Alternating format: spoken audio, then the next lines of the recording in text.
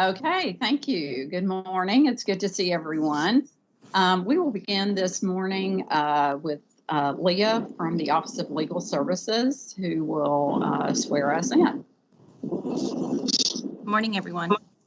I will read the oath and then I will state your names and ask for you to accept or affirm. I do solemnly swear or affirm, as the case may be, that I will support the Constitution of the United States and the Constitution of this Commonwealth and be faithful and true to the Commonwealth of Kentucky so long as I continue a citizen thereof, and that I will faithfully execute, to the best of my ability, the office of board member of the Education Professional Standards Board according to law. And I do further solemnly swear or affirm that since the adoption of the present Constitution, I, being a citizen of this state, have not fought a duel with deadly weapons within this state, nor out of it, nor have I sent or accepted a challenge to fight a duel with deadly weapons, nor have I acted as second in carrying a challenge, nor aided or assisted any person thus offending, so help me God. Sherry Powers? I affirm. Mr. Josh Trosper? I affirm. Miss Melissa Conley Salyers? I affirm. Thank you all. Okay, thank you, Leah. Okay, we have waiver A, and I think Kathy is going to present the waiver.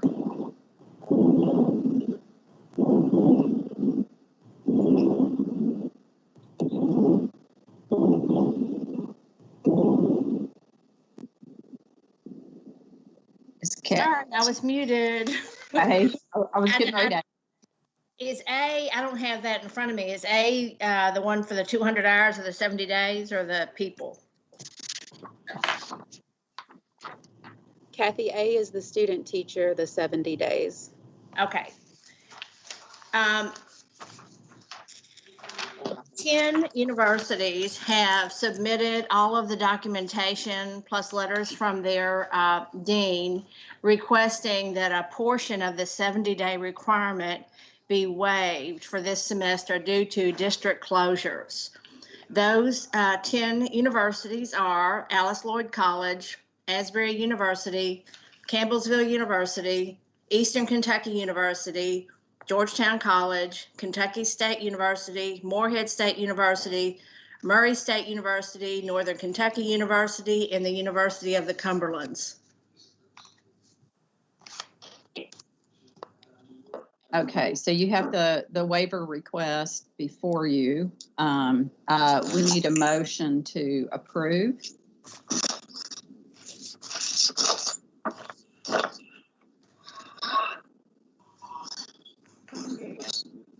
So Josh or Melissa, I'll need one of you to make a motion and the other to second, and then we can discuss. I make a motion to approve.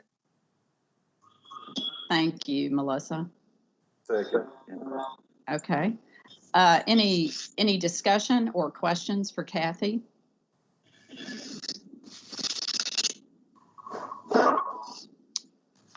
Okay. And I will remind you that I am recusing myself from voting on this waiver. So you have the motion before you to approve waiver A. If you approve, signify by saying aye. Aye. Those opposed, no. Okay, and the motion carries. Okay, and Josh, that will be the first on the script okay, where it's approved. Okay, we have waiver B. Kathy, we'll let you present that, please. Okay, waiver B is from 13 of the universities or the EPPs, and it is a request to waive 200 clock hours of the field experience. They have to have 200 clock hours, so they're asking for portions of this. These are your students who will be student teaching in the spring.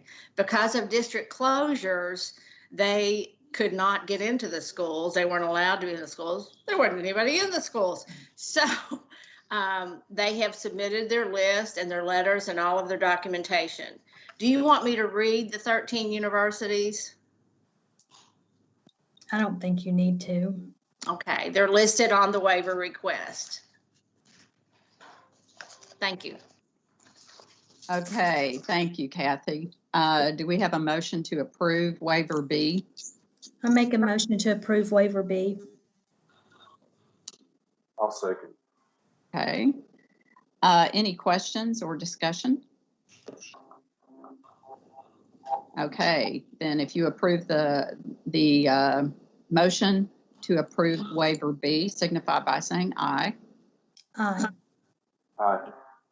Those opposed, no. All right, then the motion carries. Okay, waiver C, Crystal? Good morning. Waiver C is requested by Scott County Schools for emergency certification for the hiring of a special education teacher.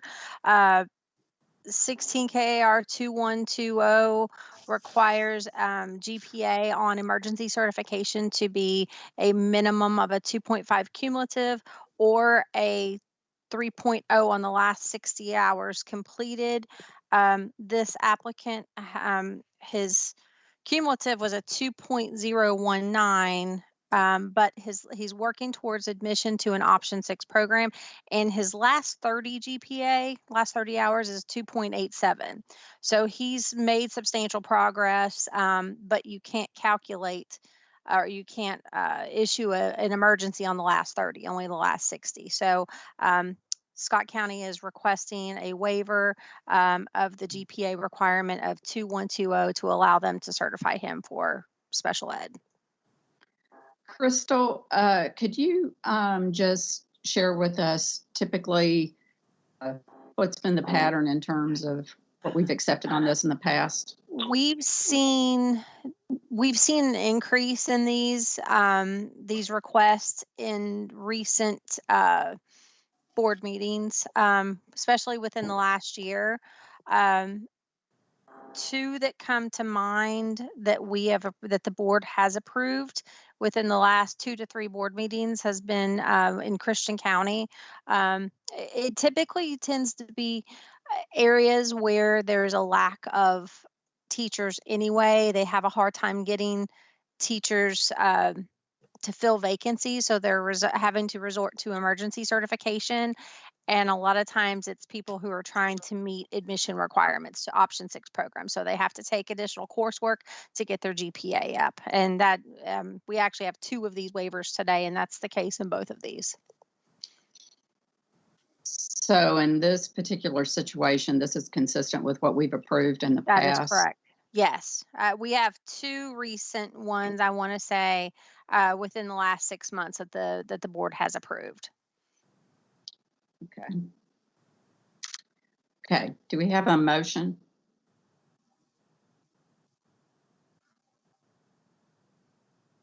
I'll make a motion.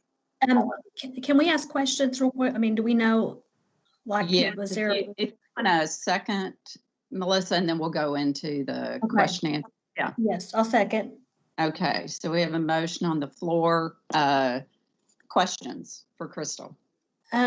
Is there like a reason that the GPA is so low? Like, is he working full time? And I just worry about the paperwork that comes along with special ed. A lot of times it's in this gentleman's case, and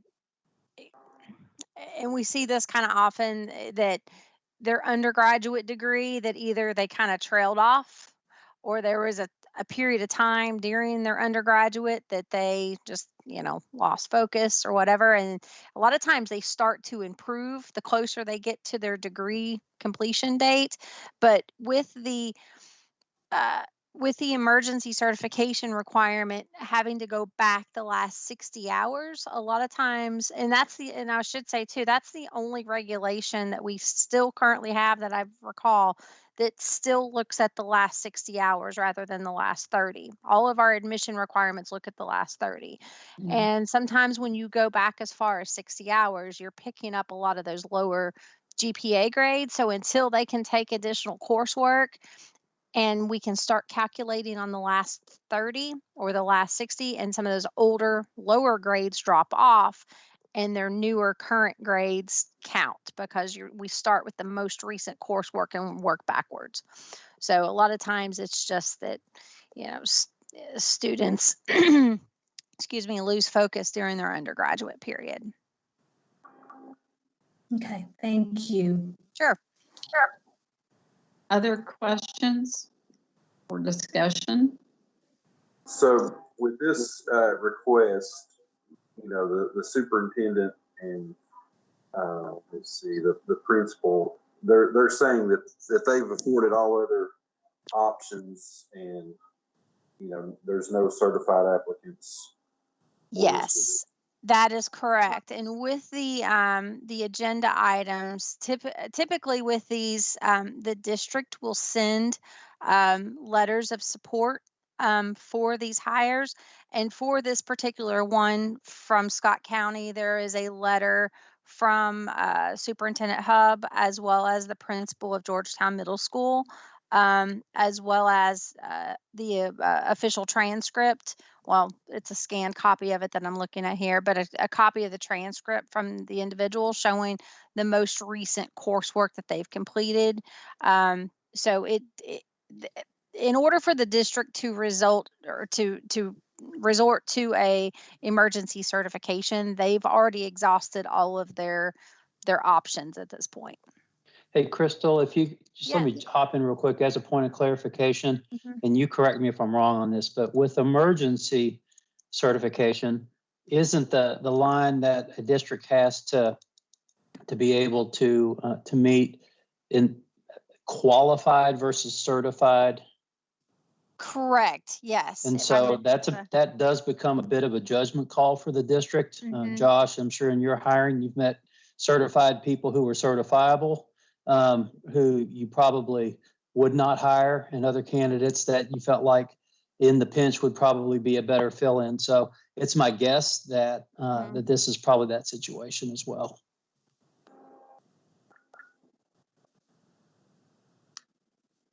Other questions for Crystal or for Rob? Okay, then. Okay, we have the motion before us.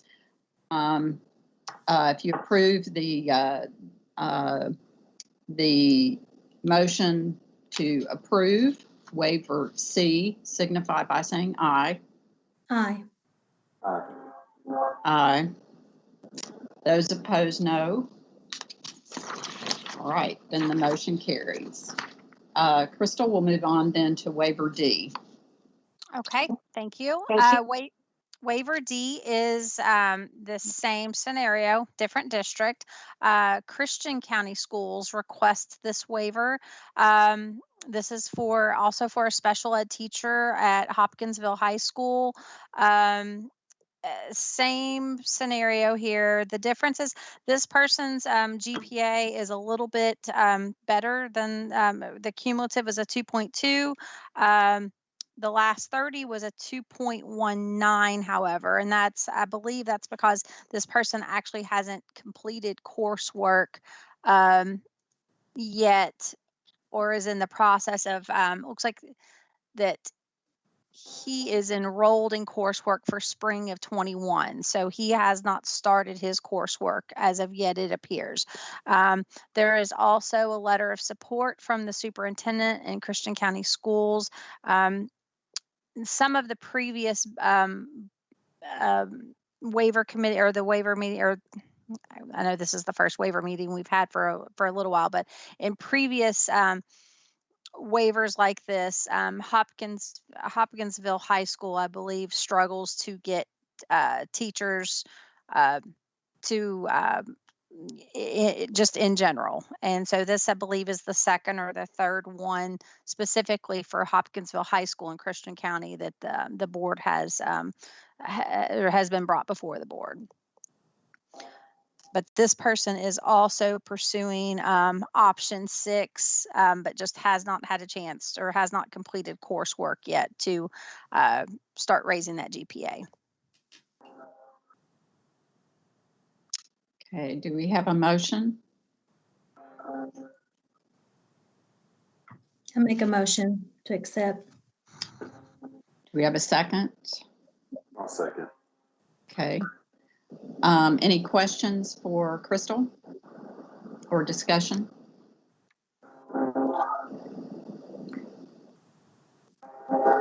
I have one question. Sure. Rob, are you still on here? Or- don't I think- am. Oh, okay. And maybe this isn't the point to ask this. I'm just wondering, is there any, where these keep coming before us and for the most part, we're approving them. Is there any chance that they're going to look at this statute or regulation and make some changes, or is it in the best interest not to? That's a good question, Sherry. And Crystal might be able to answer that a little bit better. I know this has come up in conversation. It kind of keeps in terms of front burner issues, keeps kind of getting bumped down the line. It's probably something we need to talk about, but I know that it's that tension of trying to figure out what's the right bar for making sure that we have appropriate standards. Right. And not just letting anyone come in, but still trying to meet the needs of where we are. I feel like we still get just a few of these to a point that it might not be worth going for a wholesale change on the regulation versus kind of what we've seen with admissions testing and ETS and all the history that we got for that recommendation. That's kind of, we've seen that as a growing concern. I feel like we've seen a few more of these, maybe in the midst of all the mess that we're in right now, but I would like to maybe give it another year or so and see if numbers hold or increase before we look at that. Okay. I was just wondering. So No, good question. Thanks, Sherry. Okay. All right. So you have the motion before you. Any other discussion or questions? Okay. Then if you approve waiver D, signify by saying aye. Aye. Aye. Aye. Those opposed, no. All right, then the motion carries. Okay, so I think that concludes our business for today. Josh, do you have questions about A and B, what you'll need to do? Okay, all right. Well, thank you, everyone, and I guess I'll see you. Thanks, everybody. We'll see you in a few. Oh, Oh, what's up, okay. Kathy? I have these 2 waivers that are going to be on the consent agenda, the alternative waivers. In the past, we still presented them to you all before they went on, to the board. So do you want to hear them or no? Yeah, just if that's what we do, just read them to them real quickly. These are the foreign language placements, Yes. correct? They're Okay, both from yeah. the University of Kentucky. I won't even do them separately. They're for foreign language. One of them is a Miss Massey, and she's a German teacher or will be a teacher. And the other one is for Jessamine Reisinger, and she is a Latin teacher. And there are no certified teachers in Kentucky that teach those 2 things. They don't even teach the other ones. So they want to spend their whole placement in a high school or a middle school setting. So the staff approved it, and we just wanted to let you all. Okay, so do we need to take formal action on that, Kathy? I don't know. In the past we did, but I don't think you do. I don't think so we do either. And the reason being is that the board voted to move those to consent items. And so there's already been action by the board to deem that those could go to consent. But I think it's important, as Kathy said, just to give the waiver committee the heads up before it goes before the full board, in case there are any questions. That's perfect. Thanks. Melissa, Thank do you you all. or have any questions about that? No. Okay. All right. Well done, everybody. We'll see you in a few. Thank you.